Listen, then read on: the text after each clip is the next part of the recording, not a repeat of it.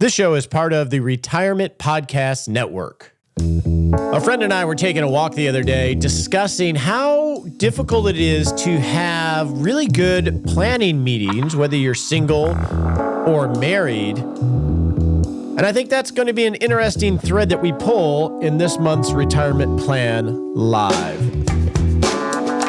Welcome to the Retirement Answer Man Show. Roger Whitney here. This is the show dedicated to helping you not just survive retirement, but have great retirement planning meetings so you can lean in with confidence and rock retirement.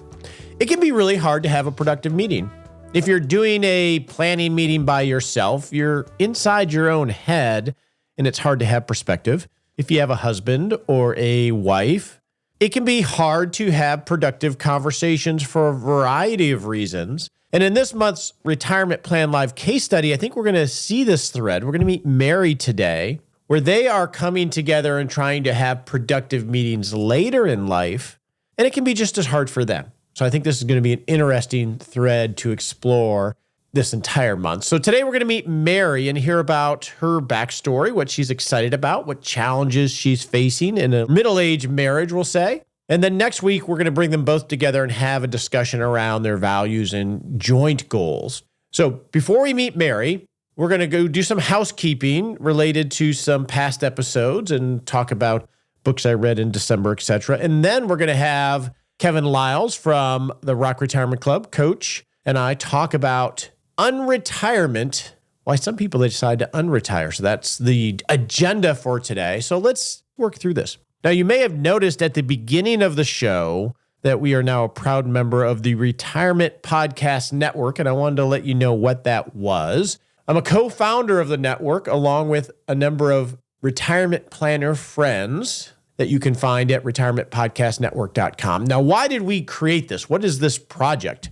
Well, we wanted to create a safe place for you to find quality retirement resources. It's a very noisy world out there, with the intent that it can be a very useful resource for you to be able to rock retirement. And the Retirement Podcast Network is built off of quality podcasts of practicing planners that adhere to a fiduciary standard. So these are people that are doing the things that they talk about every day in their practice, that have podcasts that are long-running, highly rated, they produce consistent content, and they all have a service spirit. So we're bringing all of that together under the umbrella of Retirement Podcast Network. And then in addition to that, we're starting to organize resources for you around topics. For example, we have one place where you can go to long-term care and find episodes from a number of podcasts in the network and out, as well as articles and videos and resources on that specific topic. And then we're going to move to Roth conversions and income strategies and many more areas to come, with the idea of being useful to you in this very crowded world. So if you want to learn more about that, you can go to retirementpodcastnetwork.com. All right. Next is books I read in December. It was a fiction month in December. I read two books by the same author, Patrick Rothfuss, Rothfuss. Name of the Wind was the first book. And then the sequel was The Wise Man's Fear. And evidently there's a third coming out. This was a book that my son challenged me to read. He is a ferocious reader, just like my daughter and my wife. And he loves these books. So I was like, okay, I'll read this one, but then I have to pick one for you to read. I have yet to name this book for Spencer, but I like these books. They're very Harry Potter-ish. It's about a young man who is trying to find his way in the world. He goes to a university to learn skills, we'll call it magic, and then runs into various challenges, etc. They're a lot of fun to read. I enjoyed them. I can't wait for the third one to come out. I'm glad Spencer challenged me to read it. The third book I read, and this was via audio, was One Flew Over the Cuckoo's Nest by Ken Kesey, Kesey. Wow, is all I have to say about this book. I've seen the movie back in, I think it was 1975 that it came out with Jack Nicholson. Wow, this is an amazing book. Wonderful story, that really gripping story, wonderfully written, very snappy. I love the snappiness of the writer. And in this case, it was narrated by John C. Reilly, who is in Talladega Nights, in Step Brothers. he does an amazing job from a narration standpoint. But it's a powerful story. And Ken Kesey, my understanding was he was a bohemian type of radical in the 60s and 70s. And I think while he was writing this book, he participated in the CIA finance studies on hallucinogenic drugs like LSD, etc. And the thread that I pulled from this book was the story was really about the chief, the big Indian man, Native American man in the story, not so much McMurphy, who Jack Nicholson played in the story. He was a character, but it was really about the chief and his journey to becoming big again. That was the thread that I pulled. And it has themes around Nurse Ratched and the rules and the thugs and the drugs that they used to make the patients conform. And McMurphy comes in and disrupts a lot of that. And there's a battle between his individualistic attitude and the authoritative attitude of Nurse Ratched and the system. And the real winner out of this becomes the chief, others in the ward becoming big again and owning who they are. There's a lot of period language that doesn't really float nowadays, which is for a lot of good reasons, so be aware of that. But it's an amazing book. I really, really enjoyed it. Best book I read all year. So those are the books I read in December. In 2024, I'm going to try to focus more on literature. I don't know what that means. What's the difference between fiction and literature? I guess I'm going to find that out. That was a suggestion actually from a listener where there are a lot of the themes you can get in nonfiction books, but in a much more elegant way. So I'm going to really try to focus into really amazing writers. So that's going to be fun. All right. Now, a couple cleanup feedback. An episode we did, it was episode 518 that was released on the 20th of December.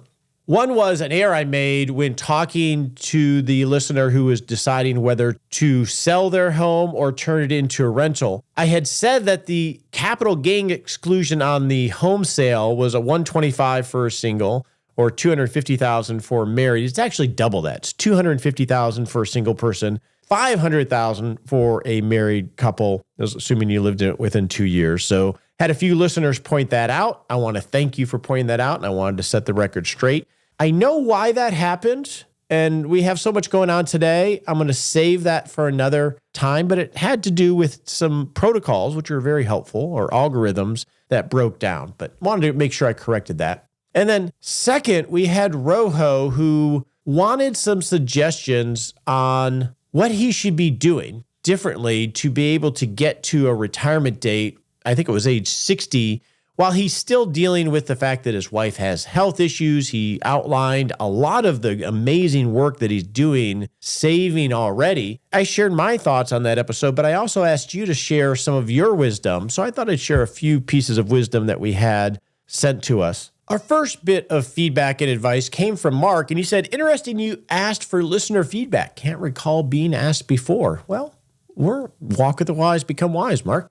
He said the feedback that I provided was spot on, and his feedback was simply assuming his 4% withdrawal on $2.6 million has not accounted for the significant income those assets can provide. He would extract about $78,000 a year at a 3% rate, which would likely be achieved with a blend of U.S. stocks. That is true, Mark. The difficulty with that, though, is the 4% studies that created that rule of thumb assume a reinvestment of those dividends and or interests. So you get that compounding effect.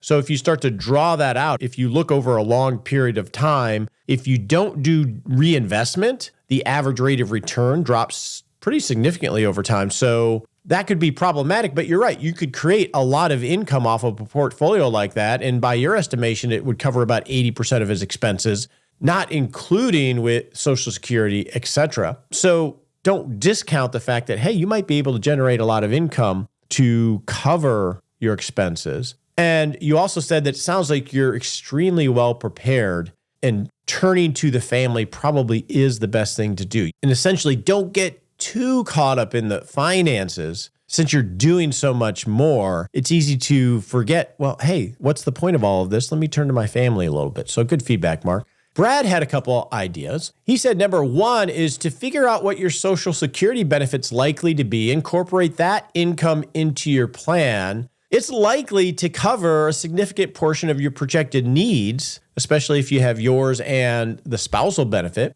Brad also suggested look into an HSA or a health savings account if you're eligible. Sounds like your family may have above average medical expenses, but it might make sense to invest some of that 20% into your Roth into an HSA for additional tax savings.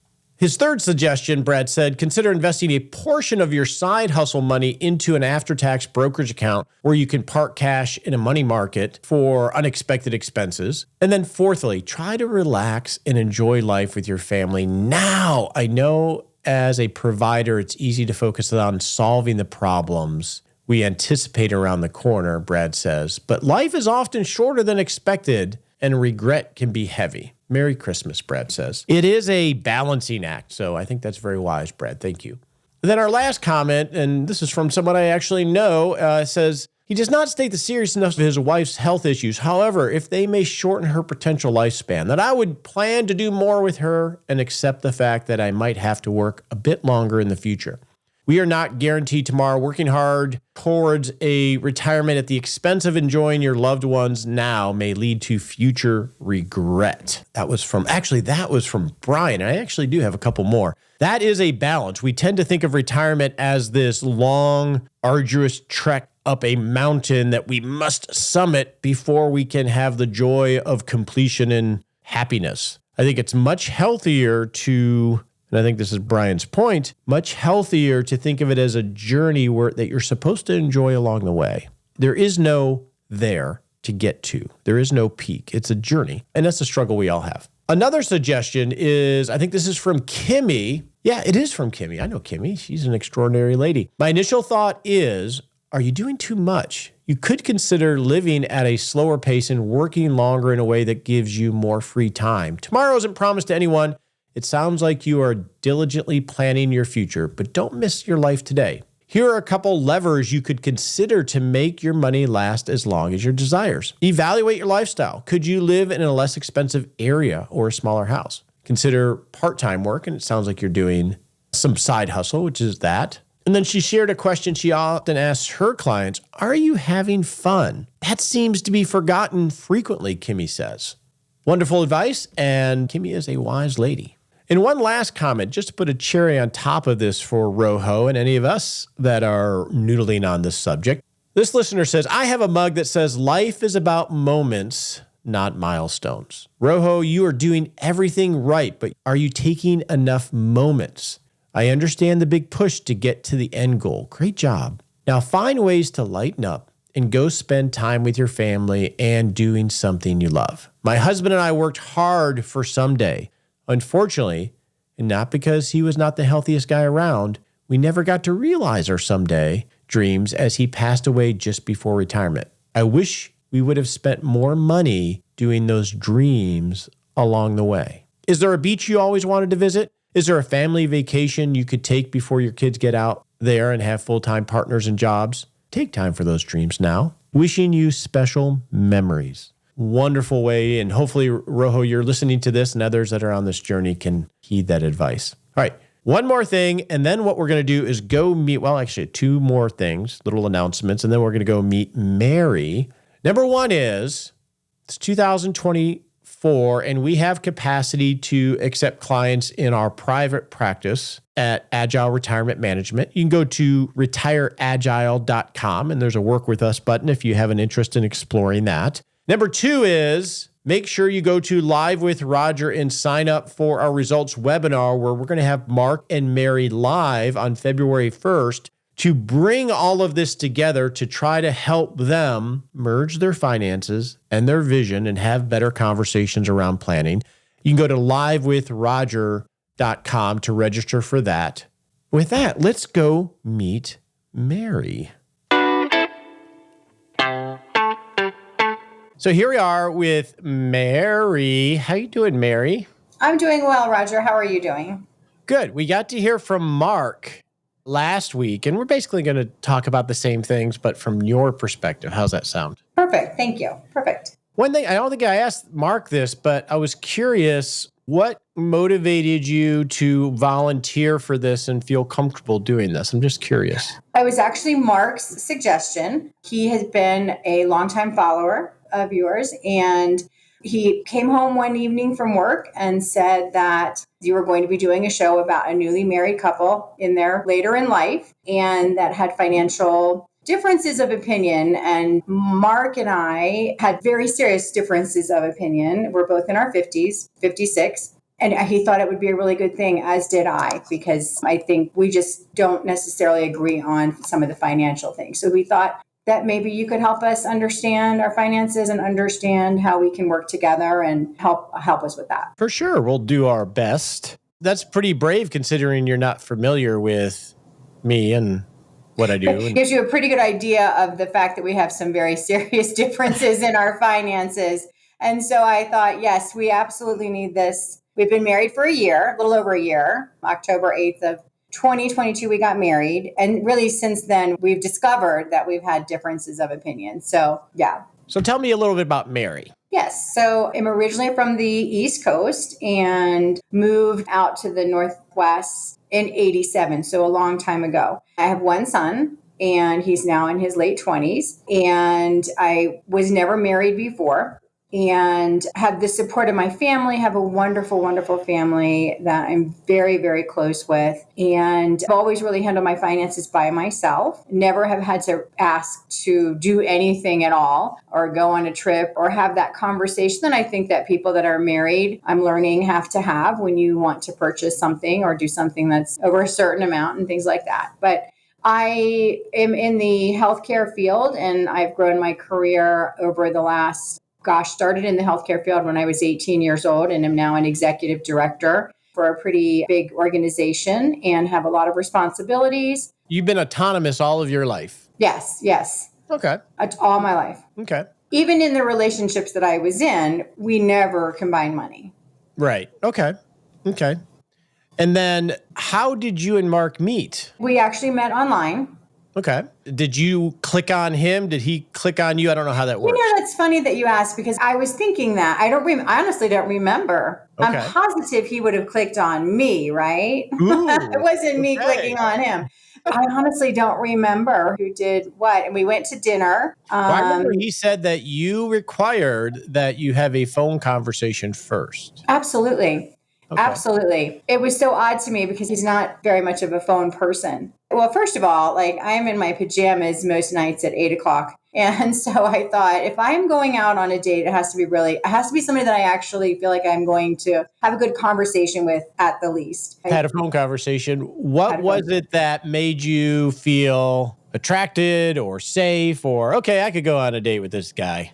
I think we have a lot of similarities being that we're both from the East Coast. We actually are both of the same ethnic. I'm Italian and Irish, and so is he. And I resonated with just that East Coast sort of conversation. He seemed kind and he seemed nice and he seemed intelligent. And so I thought, okay, I'll get in the car and drive downtown for dinner. So I don't know if he told you this, but he picked a place downtown that I also can't stand for parking reasons. There's no parking ever. You have to park miles away or get really, really lucky. And so, yeah, there must have been something in that phone conversation because I even agreed to go there. And I actually got parking right up front. I don't know how that happened. There you go. See, so it was okay. Now, prior to dating him, and I'm curious because I've never done any of this and I've been married 33 years. You don't want to. It's not fun. It's not fun. Any advice for someone that at our stage in life, I'm 56 too, has to navigate this because they want some, even if it's just companionship? Any tips from your experience? Gosh, I think definitely have that phone call. You can tell a lot from a phone call. You can tell if you want to meet that person pretty quickly within the first couple of minutes. And it's very difficult to navigate it. I mean, I think the people that actually meet and end up getting married are few and far between. I guess just go with your instinct on it. And was it hard taking, having to even go through the process? I mean, it's easier just to hang out at the house and not worry about it. It was difficult. It's a lot lot of effort, right? I mean, you have to, especially here, I mean, it's a lot of effort. Like you're done with work, you're exhausted, but now you have to sort of put on your best face and you have to be in a good mood and you have to be happy and you have to drive somewhere, which I work from home. And so me driving, you can hear is kind of a current theme. I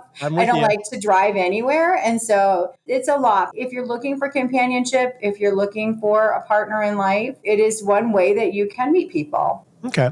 But yeah. And so you go on a date, and then I think I recall him saying that then you went on a walk. We went on a walk. He asked me after dinner, he asked me if I wanted to go. It was like a little canal area, and asked if I wanted to go for a walk. And of course I said yes. I had to go change my shoes actually because I had heels on. So I don't know if he told you that. I always have like extra shoes in my car. I'm a big time hiker. And so I said, okay. And my car happened to be right. I actually got a good spot. So I was able to go and change my shoes. And so how long did you date for? We met in May. I would say one thing about Mark is that he is much better with dates and time frames and things like that than I am. He's very analytical and his mind thinks very linear. And I am the opposite. My mind thinks in a circle. I'm very creative, which helps me. I do a lot of strategy work in the healthcare field.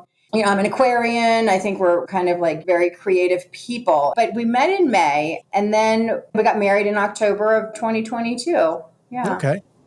So did you ask him? He asked you? How did that work? Oh, no, he asked me. I'm pretty old fashioned like that. And I'd never been married. I'd never really desired to be married. So this is a big surprise for you. Never been married. Wasn't looking to be married. Why did you say yes? I'm curious.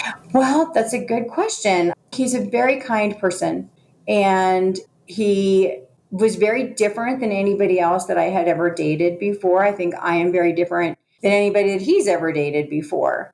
And we both had a lot in common. We love to travel. We love to hike. We love the outdoors. And as we continue to date, I mean, of course, then the idea of getting married opened up to me, but it was not ever my first intent at all. No, I was in St. Lucia. It's funny because at some point I was like, well, is he ever going to propose to me? What's happening here? But I went away with some friends to St. Lucia for a week for a vacation. And while I was away, if somebody has never been married, you sort of want that romance to happen in the proposal and things like that, right? So, and just the old fashionedness. And I'm very close with my son, very close with my son. He's my only child. And he's my world. So Mark met your son? Definitely. I mean, we met each other's families, in fact. My family flew out here and everybody had met at different times. But so when I was in St. Lucia, Mark took my son out to have bagels and asked him, told him he wanted to propose to me. And my father has passed away. So there was not the ability to ask my father, or I'm sure that he would have asked him as well. And asked Joseph. And Joseph, of course, was very happy and really loves Mark. And so just was very happy for both of us. So then I came back from St. Lucia and I still didn't know. I think it was a couple of weeks after that he asked me. It was, you know what? It was on the year anniversary that we had met because we went to the same restaurant. Okay. We went to the same restaurant. We took the same walk. Oh, he mentioned that. He mentioned that. Yes. Yeah. Yep. So now that you're married, a year into it, we're going to get to the challenges because I know that's a thing that we're going to have a whole episode on, just how do we manage the money side of it and the last of this series. What are your aspirations for the two of you now that you're married? Yeah, I think one of the biggest things and why I'm glad that we're doing this, and I think this has to happen for many couples. We cannot be the only couple that are going through financial differences, which cause significant issues in a marriage is what I'm learning. And so my aspirations are that we can connect. We don't have to agree on everything. I'm perfectly fine with that, and nor will we. I mean, I don't want that. But I do want to be able to have conversations that don't turn into disagreements and bad feelings. So that's one of the biggest aspirations. And be able to understand what we want to do for retirement, understand, do we have the money to retire? What does that look like? Really, it is all mainly financial. And I think that most couples probably suffer, unfortunately, the same sort of experience where you just can't see eye to eye. The second thing that I really would love to be able to get to a place. And again, we're just married a year, right? Yeah. And when we weren't married, we didn't combine money. So ironically, we had no issues about money when we were dating. I mean, it was fantastic, right? And we were just doing our thing You and could just everything was enjoy each other. great. You could just love each And other. then as soon as we got married, yeah, Mark wanted to combine incomes. And I said, whoa, whoa, whoa, whoa. No, we'll split everything down the middle and I'll take my money and you can take your money. So it was a shock right away. But anyway, one of the other things that I would like to get to is to not have to talk about money all the time, because it feels like in this new marriage, all we talk about is money. And you can imagine that's not fun to do that all the time. So to get to a place where we understand and we both agree and we then follow through with, if we say this is how much we're going to spend, then we follow through with that. I'm extremely excited about the opportunity to retire. I've actually had a paper route when I was in the 5th grade. So however old you are in the 5th grade, I've been working since then and I've always had some kind of a job. And I do have a very stressful, I feel, position. I have 4 departments, 36 people that report to me, and just a lot going on in the healthcare industry. And so I'm ready to retire. Our ideas of retiring at different ages are different. He wants to retire in 5 years. I would like to retire tomorrow. So if we can make that happen, that's an aspiration. We'll get to the goal part in our next Yeah. conversation with the two of you, actually. Yeah. Okay. Okay. And so what I heard was aspirational wise that you two, you really enjoy being with Mark. And it's just that the money part of it is so acute that it feels like it sort of poisons everything because there's this different philosophy Yes. that you can't get around it just to enjoy each other. It's not compartmentalized. Yes. And it was kind of shocking, quite frankly. It's a bit shocking when all of a sudden you realize, oh my gosh, we're not on the same page. And scary also, because you want to be on the same page and you don't want something like finances to affect a relationship. So when it starts to happen, you don't know how to get past that or have those discussions without everybody feeling defensive or bad about it. It's really not a fun place to be, in all honesty. And I would like to get back to how we should be. Oh, after talking to both of you together and now individually, I mean, you two are very intelligent, strong-willed people. That's the other problem. Although I'm more intelligent, more strong-willed. No, I'm just kidding. We definitely, yeah. And yet, in hindsight, some of these conversations probably should have happened before. Well, and I actually asked for that, Roger. So I did say, because I do know that finances, when I was growing up, I don't know how this happened, but my mother used to say finances are one of the number one reasons why people get divorced. I don't know why she used to say that all the time, because I wasn't married, but it is true. And so knowing that I was not ever combined incomes in my life, when Mark said, hey, when we get married, we're going to combine incomes. We had many conversations prior to actually us getting married. And I said, no, absolutely not. I called my mother. I called my sister. I'm like, no. So it just was never really resolved. You had them and then you knew that you were conflicted, but it was never resolved. No. And I actually had asked, I said, we need to talk to somebody. We need to talk to somebody about finances because I also think that it's not really about money at times. Finances are a very emotional thing for people. And I think that that's an aspect that everybody probably understands that, but they may not take that into account when they're thinking about money. And I say that because as a single mom, money was very important to me. And to be able to put food on the table for my son and make sure that he had the same things that he needed or had the things that he needed, that he was able to go on vacations, that he was able to go back east and see his cousins and spend time with family. And my son watched that. And so I think that we transfer issues with money generationally. And I won't go into the whole backstory of my mom with money. But I can relate to this. I Fear grew of up money. with a single mom who had 3 children. There's a lot of pressure. A lot of pressure. Yeah. And for her, so when you want to combine money with somebody, it's no, because you don't want to have a thought of having lack, because your thoughts create your reality, right? And so if you're constantly in a state of feeling of lack, that's what you're going to have. But even so, the idea of sharing money was very scary for me, and I did not want to do it. we need to talk to somebody about this. But we didn't. And now here we are. Yeah. Now we have you. Oh, well, I'm not a counselor, so No, but you can help financially. Yeah. By the end of this, Roger, you will be a counselor. Trust me. Oh boy. Oh boy. And I think another part of it, and I actually said this to Mark, is when it comes to finances, you've been married a year. If it's not said in the back of my mind, if this doesn't work, I still have to be okay. That is a natural feeling. And he knows that. And you know that. So, I mean, there are layers here just because of where the two of you are at. Now, you made a comment earlier that I want to hit on. So I think we actually got some of the aspirations. For you, it's, I just want to get this money thing figured out so we can actually enjoy each other. Because if absent money, we have the same values. We want the same things in retirement. We want the same things in our life. It's just this big, nasty hairball of money discussion is sitting in the middle of us. True. Yes. Yep. And what the other thing I'm learning too is that there are, if he wants to go do something, but it costs a lot of money, let's say, and I say, no, I don't agree with that, because he also has had autonomy of his money in his previous marriages. And so you're really taking two people who have never had to ask permission to do anything. Right? Which is a fantastic place to be. Now I'm thinking, why did I get married? I did enjoy that. No, I'm just kidding. But I'm just kidding.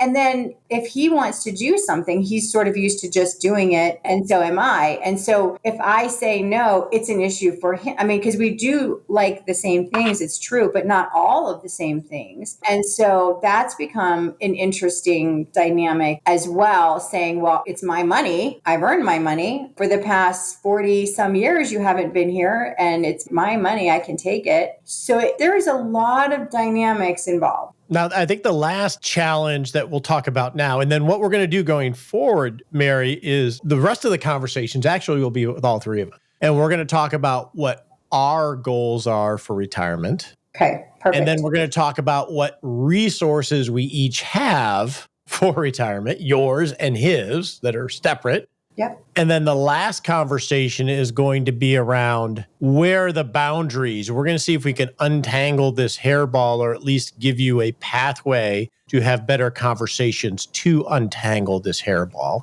But I think the last thing I want to talk about today is, he mentioned it and you mentioned it. He's an aeronautical engineer. He thinks in a straight line. He even admitted he is proud of his spreadsheet. Oh, Roger, you don't know how proud he is if his face just lights up. Yeah, he's very proud of it. And you are a circle. You think in a circle and are much more creative and strategic. Yes.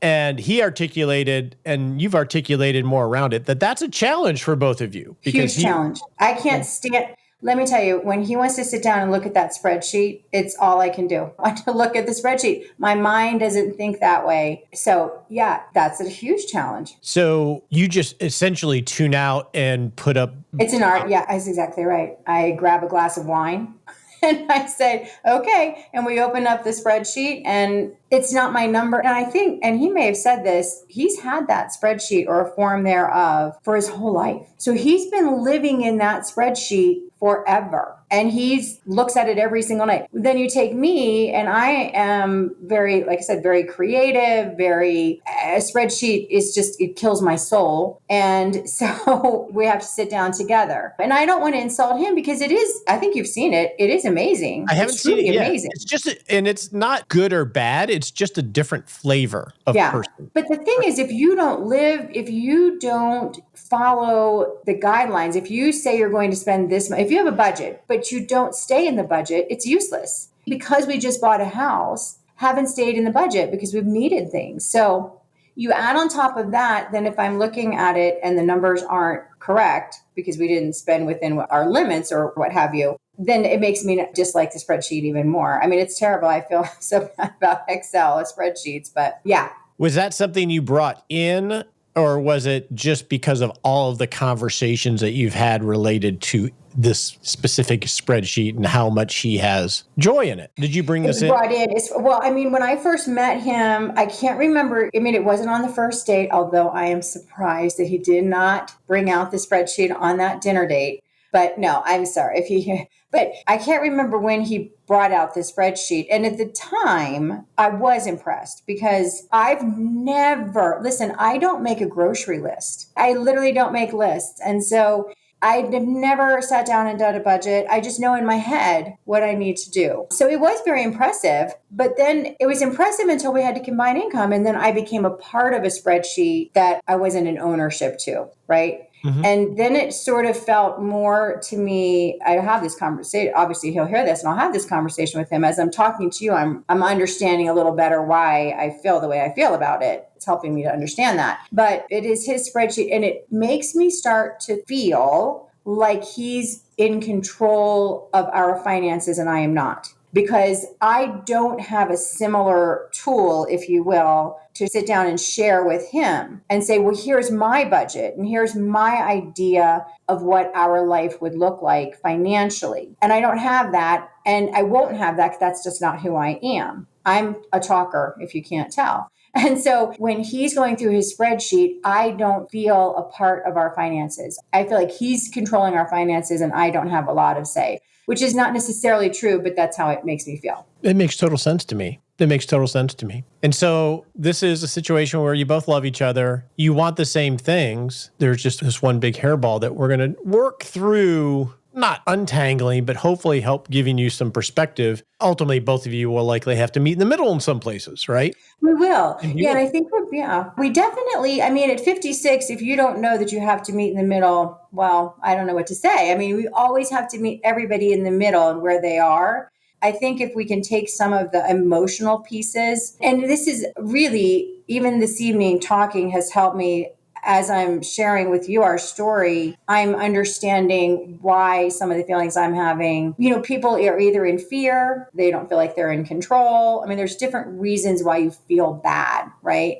And those feelings there's something that we can work with, those feelings. So I'm honored that you're willing to go on this journey with me in this way. And I challenged you about doing it in this forum. And I remember you said, yeah, but we got to figure this out. And there's a lot of other people that are dealing with the same thing. So if this can help others, yes, that would be awesome. So I thank you for that. Well, we appreciate it. I appreciate it. And to your point, I know that there has to be other people that are going through this. And so it's definitely going to help us. But if sharing this story helps other people, then all the better, right? All the better. Now it's time for the Rock Life segment. Today we're going to talk about passion and purpose in retirement. And to help us do that, as always, is coach in the Rock Retirement Club, Kevin Gramps Lyles. Kevin, how are you doing? I'm doing great, Roger. What silly name are you going to have now that you're a grandfather? I'm going to be Papa. I like Papa it. Kev. I like it. So this is maybe part of your purpose now that you have your first grandchild. What are we going to talk about when it comes to purpose and passion? Well, I wanted to talk today about unretirement. Have you heard that term? Probably, but not recently. What do you mean by unretirement? So I just came across this term. I was listening to a Wes Moss Retire Sooner podcast, and he used it, but it's a pretty new phenomenon. It's a lot of people who retired during COVID are now going back to work, and they changed their minds basically on retirement, or maybe things aren't working out like they thought it was. And I just thought, let's talk a little bit about this. Is it okay once you've, quote, retired to go back to work? What do you think? Are we talking about going back to full-time work? Or We're talking about going back in any capacity. I think most of them, capacity. Yeah, I think most people are probably going back part-time, but not all of them. Some are going back to their original career. The reasons people are citing for this are loneliness. They miss having a community around them, boredom, which I don't understand, and financial reasons. Obviously, with all the inflation we've had, I think some people are getting concerned about that. So people are going back to work. I think all of those reasons. I probably would add another reason that isn't as evident, because I've definitely seen people go back to work a lot in some capacity, whether it's the Ace hardware or consulting back with their company. I think another reason is, one of my favorite words is agency. It just feels good to have a little bit of money coming in that is outside the plan, so to speak. Yeah. To me, I think the big reason I think of is usefulness. It's remaining useful. I think a lot of people retire and they feel like they're not as useful as they used to be. And they developed a lot of skills over their careers that they want to keep putting to use. So I think that's a lot of it too, probably. It is sort of a weird thing where you retire when you're almost at the top of your game, whatever game that is, project manager, attorney, etc., right? A lot of wisdom there. Yeah, it was tough for me to give up my legal career. You put a lot of effort into it. You get to however high up you get, and then you quit. And that was a big deal, no doubt. I haven't regretted it, but it was a big deal. When you unretire, I've had this discussion with people, Kevin, so I'm curious. When you unretire, and you sort of did this, although in terms of becoming a retirement coach and working with the club and individuals, you had a very lucrative career as an attorney. And I've had people struggle with, I'm earning a lot less money. Why don't I just go back to my real work? Yeah, that didn't happen with me, but I can certainly understand it. What I had to get through was the change in mindset.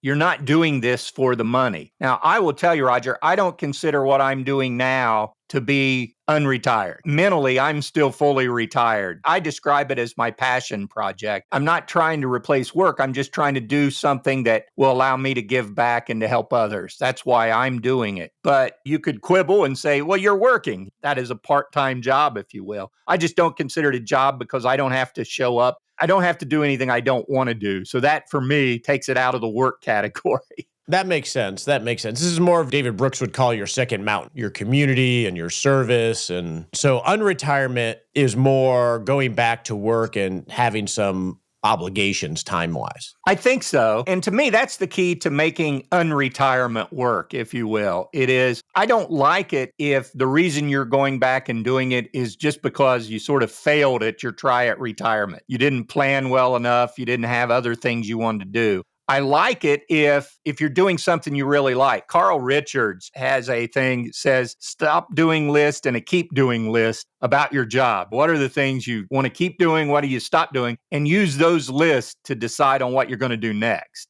And I sort of like that approach. If you can reduce the stress in your life, if you can maintain a good work-life balance and still be unretired, then I'm all for it as a coach. I was actually just thinking of an example as you were talking, Kevin. Not that I wasn't listening to you, by the way. I have a client. His unretirement is he assembles things in Lowe's. I think it was Lowe's or Home No Depot, kidding. one of those two. He goes in, maybe 15, 20 hours a week, and he just sits in the back room assembling grills and play sets and lawnmowers. And he loves to tinker. So this just gives him the chance to just go make a little coin, get out of the house, and tinker and actually follow those instructions that you and I throw out. So he's a unicorn. He enjoys doing what the rest of us despise, which is putting things together with those lousy instructions, the screws and the nuts in the little plastic thermofoil pouches.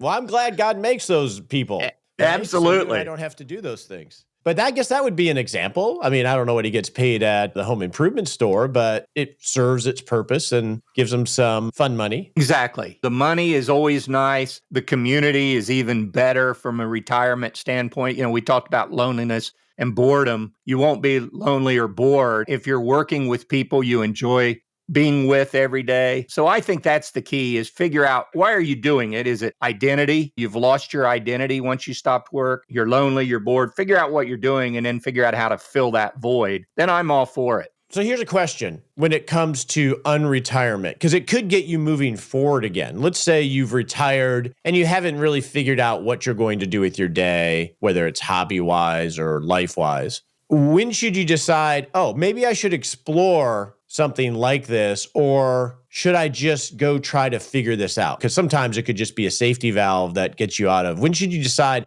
I just got to keep trying to figure out my hobbies and purpose, versus maybe I should go unretire? Yeah, we talk about the different phases of retirement, and I think you need to get through that, quote, honeymoon period. But most of us don't struggle through that period. Most retirees, the vast majority, love that period. You're just sort of relaxing, you're unwinding. But after you've gotten through that, give it a few months to try to figure out, make sure it's what you want to do. I don't want to see someone rushing back into their career when maybe just adding some other activities, some more human interactions into their day-to-day life could help. But one thing I believe is it's not a failure if you unretire. Don't consider it Not that. at all. A lot of people do. Just make sure you're doing it for the right reasons and you're adding to your life. Also, talk to your spouse or your significant other, because I know of couples who one's retired and the other's planning on, okay, now we're going to go. And then he goes back to work and it sort of screws everything up. So make sure you're both on the same page. I think is important.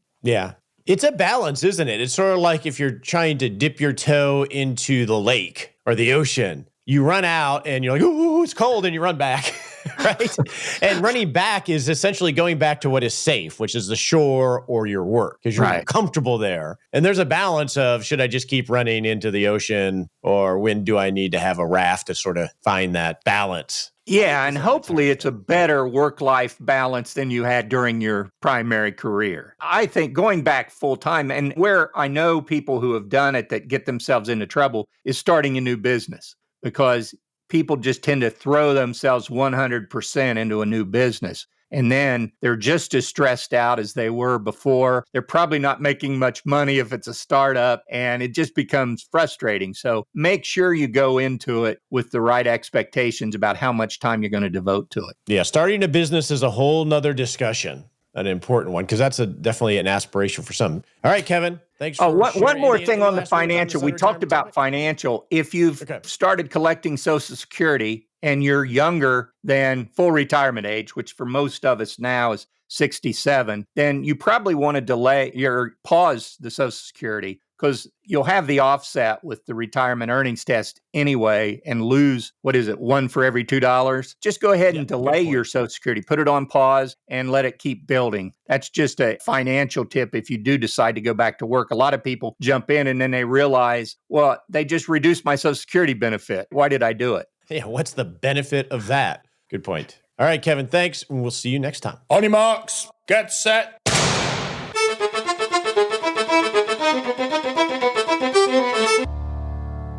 Now it's time to set a smart sprint you can take in the next 7 days to not just rock retirement, but rock life. Okay, in the next 7 days, I want you to have your kickoff retirement planning meeting, financial planning meeting for 2024. Now, in our 6-Shot Saturday email, I'm going to share the agenda that we work through in Guided Agile Retirement Management, which is something that we do in the Rock Retirement Club as a club, where we have an agenda and then we have meetups talking about the agenda to help guide people having their own meeting. I'm going to share that agenda with you in our 6-Shot Saturday email to give you at least some scaffolding to navigate a meeting so you can make sure it's productive, so you can feel like you're taking control and working intentionally in 2024. If you're not signed up for our 6-Shot Saturday email, well, you can go to rogerwhitney.com or 6shotsaturday.com. This is our weekly email, and if you like the podcast, you're going to love the email, because this is where we share resources that we talk about on the show. It's where you can reply back and ask questions that we can potentially answer on the show, or interact and give feedback. So that's your sprint for this next 7 days, is get an agenda, whether it's the one that we share or one that you have. Set a time with yourself or with your spouse or your partner and work through setting yourself up for a great 2024. Now, next month in February, it's hard to believe we're already talking about February 2024. The theme of that month is going to be FIRE, Financially Independent Retire Early, which is a massive movement, mainly with 20, 30, 40-year-olds, which has a lot of great aspects about it. We're going to talk about what it is, dissect it. What are the advantages of thinking with that mindset? And what are some of the things to watch out for? So I'm excited about that. And I'm always excited to hang out with you. Have a wonderful week, and we'll chat, next Wednesday. The opinions voiced in this podcast are for general information only and not intended to provide specific advice or recommendations for any individual. All performance reference is historical and does not guarantee future results. All indices are unmanaged and cannot be invested in directly. Make sure you consult your legal, tax, or financial advisor before making any decisions.